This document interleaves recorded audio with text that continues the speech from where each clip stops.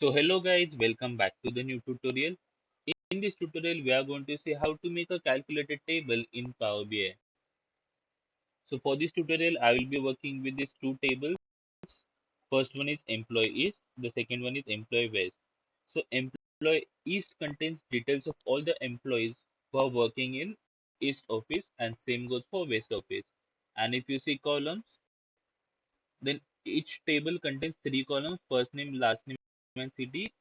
And if you see west, it again contains first name, last name, and city. So the column names and the column counts, they are similar for both the tables.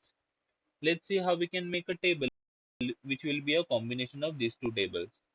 So for that, go to report pane, go to modeling. Over here, click on new tab, new table. So over here we need to write one DAX query. So first of all, give a name.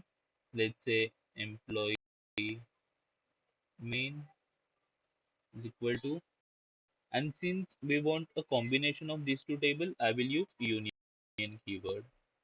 We'll pass all the tables over here.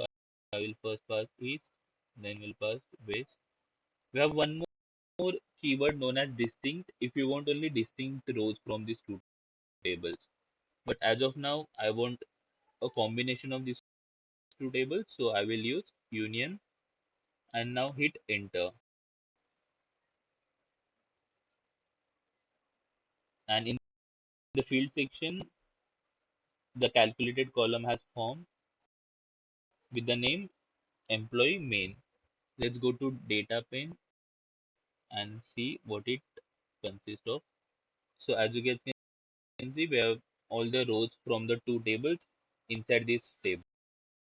So in this way, one can make calculated table from pre-existing tables in Power BI. Thank you so much for watching this video. Stay tuned for more upcoming videos.